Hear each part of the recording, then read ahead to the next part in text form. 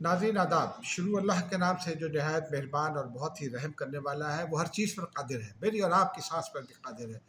جس کی چاہے جس وقت چاہے سانس بند کر دے، جس کی چاہے بند سانس کو کھول دے۔ میرے پاس دو واقعات ہیں۔ ایک تو طیارہ حادثہ ہوا، اس حوالے سے بھی کچھ معلومات ہیں، لیکن ایک اور معلومات بھی ہے جس سے اللہ تعالیٰ کی اس قدرت کا نہ صرف یقین آ جاتا ہے بلکہ بہت زیادہ یقین آ جاتا ہے۔ 1998 کی بات ہے، میں آغا خان کراچی ہاسپٹل میں ایڈمٹ تھا۔ مجھے اپنی ایک کمر کی سرجری کروانی تھی اور میرے دو رومز چھوڑ کر میڈم نور جہاں، پاکستانی گلوکارہ، ممتاز گلوکارہ، اللہ تعالیٰ ان کو جنت نصیب کرے، وہ ایڈمٹ تھی اور ڈاکٹر عطا تھے ان کے ڈاکٹر۔ ڈاکٹر عطا نے یہ انٹرویو میں تصدیق کی اس بات کی کہ تقریباً 2 سے 3 منٹ میڈم نور جہاں کی سانس بند ہو گئی تھی اور پھر وہ سانس دوبارہ چلنے لگی۔ یہ صرف اللہ تعالیٰ ہی کرنے کا پر قادر ہے۔ دوسری بات یہ ہے کہ دنیا میں تمام حادثات میں لوگ بچ سکتے ہیں، صرف طیارہ حادثے کے لوگوں کا بچنا ناممکن سمجھا جاتا ہے، لیکن اب 3 مثالیں ایسی ہیں کہ طیارہ حادثے میں بھی لوگ بچ جاتے ہیں اور یہ صرف اللہ تعالیٰ کی قدرت ہوتی ہے۔ ایک حادثہ ہوا تھا لیٹ 50s اور ارلی 60s میں، کسی وقت سراسینا میں ہوا تھا، پی آئی اے کا طیارہ تھا، اس کا غالباً پی آئی اے کا نام آسٹریلیشیا ایئر لائنس تھا غالباً۔ اس طیارے کے حادثے میں لوگ بچ گئے تھے، کچھ لوگ فوت ہوئے، جاں بحق ہوئے اور کچھ بچ گئے تھے۔ ذوالفقار علی بھٹو کے ایک بھائی سکندر بھٹو صاحب تھے، وہ بھی بتایا جاتا ہے کہ اس حادثے کا شکار ہوئے، اس میں وہ فوت ہو گئے تھے۔ لیکن بہت سارے لوگ، اس میں آدھے سے زیادہ مسافر، بلکہ 70% مسافروں کے بارے میں ہے کہ وہ بچ گئے تھے۔ کچھ زخمی ہوئے تھے کیونکہ وہ طیارہ جو ہے وہ گرا تھا صحرا میں۔ لیکن چند سال پہلے کراچی میں پی آئی اے کے طیارے کا حادثہ ہوا تھا، عید سے 1 سال پہلے۔ میرے ایک دوست، بھائیوں جیسے دوست اور میرے جونیئر انصار نقوی اس میں شہید ہوئے تھے، اور لاہور سے کراچی جا رہے تھے عید منانے کے لیے۔ ان کی فیملی کراچی میں تھی، بھابھی ہماری اب ایم این اے ہیں انصار نقوی کی اہلیہ، اس وقت وہ ایم پی اے تھی۔ انصار نقوی بھی شہید ہوئے، لیکن ایک ٹی وی ایکٹر ہیں، ممتاز ایکٹر ہیں اور بہت ہی شریف اور شاندار انسان ہیں منور سعید۔ مجھے ان کی انسانیت کا کئی دفعہ کا ایکسپیرینس ہے۔ پڑھے لکھے آدمی ہیں، ان کے صاحبزادے ہیں مسعود، وہ بچ گئے تھے۔ وہ ڈور کے قریب تھے تو ڈور کو جب وہ طیارہ ٹکرایا، مکان سے ڈور گرا تو وہ گر گئے اور اس وجہ سے وہ بچ گئے، آج بھی ماشاءاللہ حیات ہیں۔ تیسرا واقعہ آج کا ہے کہ آج احمد آباد میں حادثہ ہوا، 242 لوگ جو ہے وہ جان سے گئے، ایک مسافر بچ گیا۔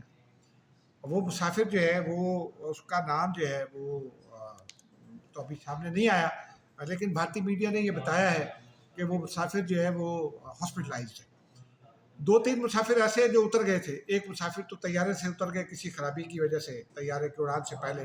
ایک خاتون یہ کہتی ہے کہ وہ لیٹ ہو گئی، وہ اپنے آفس سے غالباً آ رہی تھی، وہ لیٹ ہو گئی، ان کے شوہر سوار ہو گئے تھے اور وہ اس طرح سے بچ گئی ہیں۔ تو اس طرح یہ جو ہے نا، وہ اسے کہتے ہیں نا جسے اللہ رکھے، بس یہ وہ مثال ہے۔ لیکن بھارت کا، اور یہ ظاہر سی بات ہے جن کے پیارے جو ہے خالق حقیقی سے جا ملے ہیں، ان کے ساتھ تو تعزیت بنتی ہے، لیکن بھارت کو کون سمجھائے؟ ہم ان کے غم میں برابر کے شریک ہیں۔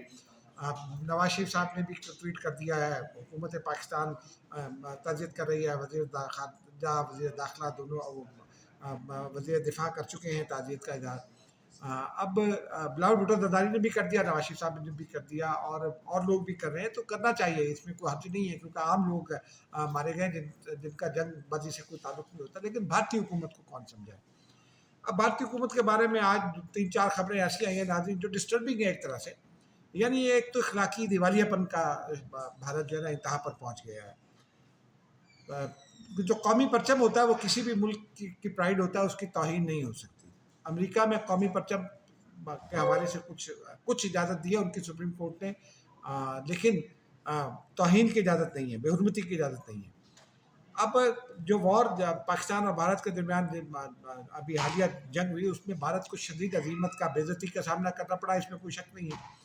اور اس میں وہ اس وقت اور اضافہ محسوس کرتا ہے بھارت، جب وہ ٹرمپ کہتے ہیں کہ مودی کے کہنے پر میں نے جنگ رکوائی، پاکستان سے رابطہ کیا اور پاکستان نے تسلیم کر لیا۔ نریندر مودی نے خود اس کی کبھی تردید نہیں کی، لیکن وہ امریکہ پر چھوڑ دیا۔ ایک تو اپنے میڈیا کو چھوڑ دیا، ان کے کئی مشہور جو ہیں وہ اینکرز جو ہیں، جو بی جے پی سپورٹڈ ہیں، وہ امریکہ کے بارے میں عجیب عجیب گفتگو کرتے ہیں، جو کہ نیشنل میڈیا پر نہیں ہونا چاہیے۔ پھر آج میں نے دیکھیے کہ احتجاج ہوا، بی جے پی کے گندوں نے احتجاج کیا اور امریکی پرچم کو پیروں تلے رون ڈالا. یہ سراسر غیر اخلاقی حرکت ہے. یہ نہیں ہو سکتا کہ آپ کسی دوسرے ملک کے بارے میں اپنے ہاں اس طرح کے رویے کو پروموٹ کریں. لیکن کیا کریں، بھارت تو پاگل پن کا شکار ہے. ایک جانب یہ اخلاقی پاگل پن کا شکار ہے، تو دوسری جانب اور پھر یہ اخلاقی پاگل پن کیوں ہے؟ ٹرمپ نے ایسا کیا کہا؟ ان کے ترجمان نے گزشتہ روز یہ تصدیق کی کہ ٹرمپ جو ہے نا وہ مسئلہ کشمیر حل کرائیں گے اپنے اسی دور میں. تو اس میں کیا حرج ہے؟ مسئلہ کشمیر پاکستان اور انڈیا کے درمیان انڈیا ہی لے کر گیا تھا نا اقوام متحدہ میں، تو حل ہونا چاہیے کشمیری عوام کی امنگوں کے مطابق.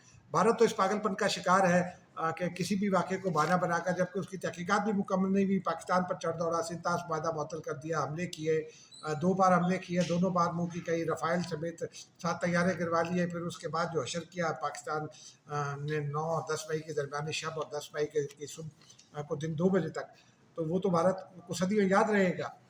لیکن اب وہ اس کے بعد ہونا تو یہ چاہیے تھا کہ بھارت باز آ جاتا، اور یہ اس کو یہ سمجھنے کی ضرورت ہے کہ اس کے یہاں کروڑوں لوگ ہیں، پاکستان کی آبادی سے کہیں زیادہ لوگ ہیں جن کو لیٹرین کی سہولت حاصل نہیں ہے. پاکستان کی آبادی کے قریب سے زیادہ لوگ بھارت میں سڑکوں پر سوتے ہیں، ان کی کئی نسلیں گزر گئی ہیں. ان کو بھی تو دیکھنا چاہیے نا. شائننگ انڈیا کے نعرے لگانے سے آپ شائن نہیں ہو جاتے. آپ کو اپنے پچھلے دنوں میں ایک رپورٹ پڑھ رہا تھا، جو بھارت کے اکنامک فگرز ہیں وہ ٹرانسلیٹ نہیں ہوتے، وہ دکھائی نہیں دے رہے ٹرانسلیٹ ہوتے ہوئے، کیونکہ جو سڑکوں پر سونے والے لوگ ہیں ان کی غربت کم نہیں ہو رہی، وہ ان کو گھر نہیں مل رہے. اور جو رفاہیت کے لیے صبح ٹرینوں ہم سے آپ دیکھ سکتے ہیں بھارت میں اگر آپ ٹریول کر رہے ہوں تو ان کا کوئی پرسان حال نہیں ہے. ان کو جو ہے وہ کچھ کو ملے، باتھ روم کی سہولت ملی، لیکن ابھی بھی پاکستان کی آبادی سے زیادہ لوگ جو ہے وہ واش روم کی سہولتوں سے محروم ہیں. تو آپ کو امن کی جانب آنا چاہیے تھا، لیکن ہو کیا رہا ہے؟ بھارت اب جو تازہ اطلاعات آئی ہیں اس میں ایک میزائل ہے ET-LD-HCM. اس میزائل کا تجربہ کرنے جا رہا ہے. یہ ہائپرسونک میزائل ہے، 11,000 کلومیٹر فی گھنٹہ کی رفتار سے یہ سفر کرے گا، اپنے ہدف کو نشانہ بنائے گا. اور یہ جو ریڈار ہے اس کو چکر دینے کی بھی، اس کو دھوکہ دینے کی بھی صلاحیت رکھتا ہے بقول زی ٹی وی کی رپورٹس کے. اور یہ زی ٹی وی کے ذریعے رپورٹ سامنے آئی ہے. اور اس کے بعد اس میں یہ کہا جا رہا ہے کہ جناب یہ 11,000 کلومیٹر فی گھنٹہ کی رفتار کا مطلب ہے کہ 3 کلومیٹر 1 سیکنڈ میں. اور یہ کنونشنل اینڈ نان کنونشنل یعنی نیوکلیئر اور عام جو ہتھیار ہیں وہ لے جا سکے گا، اور لیتھل انداز میں حملہ کر سکے گا. اور 2,000 کلو گرام تک کا، 1,000 سے 2,000 کلو گرام تک کا پے لوڈ جو ہے وہ یہ چونکہ ڈفرینس ہوتا ہے نیوکلیئر کے ویٹیج میں اور کنونشنل کے ویٹیج میں، تو یہ لے جا سکے گا. اب یہ کس کام کے لیے؟ پاکستان کو نشانہ بنانا چاہتا ہے، اور کس کو نشانہ بنائے گا؟ چین کو وہ نشانہ نہیں بنا سکتا، چین اس کا حشر کر دے گا. لیکن پاکستان بھی حشر کر چکا ہے اور کر بھی دے گا، آئندہ بھی کرے گا. میں اس پر آگے بات کرتا ہوں، کیونکہ جو دوسری سٹوری ہے اس میں یہ بتایا گیا ہے، اور وہ بھی بھارتی میڈیا کے ذریعے اسٹوری سامنے آئی ہے، دا ہندو کے جو بھارت کا ممتاز اخبار اس کے ذریعے سامنے آئی ہے. اس میں یہ بتایا گیا ہے کہ اسٹار-1 سسٹم کے 3 جہاز خریدے گا بھارت. اسٹار-1 سسٹم پروجیکٹ کے 3 جہاز، اور یہ 10,000 کروڑ یعنی 10 ٹریلین بھارتی روپے، 10 کھرب بھارتی روپے. کھرب اور ٹریلین میں انگریزی میں کچھ فرق ہوتا ہے، لیکن ہم اسے کھرب ہی سمجھتے ہیں. اس میں یہ بھی کہا گیا ہے کہ جناب یہ جو پروجیکٹ ہے، یہ جو جہاز ہیں، یہ ٹارگیٹ کرنے، سرویلنس کرنے کی صلاحیت رکھتے ہیں. اس کے علاوہ یہ ایکوزیشن اینڈ ریکونیساں کی صلاحیت بھی رکھتے ہیں. یعنی یہ ملٹی پرپز جہاز ہیں، اور ان کا پرپز بھی سوائے پاکستان کا اور کچھ نہیں ہے. لیکن ہم نے جب اس حوالے سے اپنے ذرائع سے بات کی تو وہ یہ کہتے ہیں کہ جناب بھارت جو مرضی تیاری کر لے، ہم اس کو جواب دینے کے لیے تیار ہیں، کیونکہ پاکستان نے بھی ایکوائر کر لیا ہے میزائل. ابھی تو ایک تو ہم نے ابھی بتایا کہ ہم کہاں کھڑے ہیں ماشاءاللہ سے، 10 مئی کو ہم نے بتایا. لیکن اس کے بعد J-35A ہم حاصل کر چکے. HQ-19 سپرسونک میزائل ہے، ہم یہ لے رہے ہیں. اور اس کے ساتھ ساتھ JK-500 یہ بھی تیار ہے. اور یہ ہم بتائیں گے بھارت کو انشاءاللہ کہ جب یہ آئے گا تو وہ وزراء یہ کہتے ہیں کہ انشاءاللہ جب موقع آئے گا تو ہم بھارت کو بتائیں گے کہ ہم کہاں کھڑے ہیں، ہم اس کا مقابلہ کرنے کے لیے پوری طرح تیار ہیں۔ لیکن کیا کریں، بھارت میں تو نفرت اس حد تک بڑھ گئی ہے کہ آرمی چیف کے دورہ امریکہ کے حوالے سے جب خبریں آنا شروع ہوئیں تو اس پر بھی واویلا مچ گیا، کیونکہ جو سب سے بڑی بات ہے وہ یہ ہے کہ جنرل کوئرالہ نے گزشتہ روز ایک اسٹیٹمنٹ دی تھی، ان کی اسٹیٹمنٹ سامنے آئی ہاؤس کمیٹی میں۔ انہوں نے پاکستان کو دہشت گردی میں انتہائی قابل اعتماد اور قابل فخر اتحادی قرار دیا اور پاکستان کی کامیابیوں کو گنوایا۔ بھارت کو یہ ہضم نہیں ہوا۔ انہوں نے کہا یہ جی جنرل عاصم منیر کی دوستی میں کر رہا ہے، تو یہ تو اور بھی زیادہ اچھی بات ہے کہ general Asim Munir, field marshal Asim Munir بلکہ کہ وہ ان کو امریکہ جو ہے انوائٹ کر رہا ہے، اور ان کو انوائٹ کیا جا رہا ہے امریکن ڈے پریڈ میں۔ سیکیورٹی کے حوالے سے، دہشت گردی کے حوالے سے، فوجی تعاون کے حوالے سے بات چیت ہوگی، اور بھی زلمے خلیلزاد نے کچھ بتایا ہے، اشارہ دیا ہے کہ کس طرح کی بات چیت ہوگی، پاکستان کا کیا رول ہوگا۔ تو یہ بڑا ضروری ہے، اور یہ پاکستان کے لیے تو ایک اچھی خبر ہے۔ بھارت اس کو ہضم نہیں کر پا رہا، بھارت ایک بار پھر اس پر تنقید کا نشانہ بنا رہا ہے، لیکن بلا وجہ کی تنقید ہے۔ اب ذرا جنرل عاصم منیر کے حوالے سے یہ جو خبریں، یہ دورہ ہے پاکستان کا جواب، بھارت کے جواب میں پاکستان کیا کر رہا ہے۔ پاکستانی ڈیلیگیشن نے آج بھی یورپی یونین اور جو لگزمبرگ میں ملاقاتیں کی ہیں، بیلجیم میں ملاقاتیں کی ہیں، معاف کیجیے گا، بیلجیم میں ملاقاتیں کی ہیں بیلجیم پارلیمنٹ کے لوگوں سے۔ اس میں پاکستان یہ کہہ رہا ہے کہ وہ باوقار انداز میں برابری کی بنیاد پر بھارت سے کمپوزٹ ڈائلاگ چاہتا ہے۔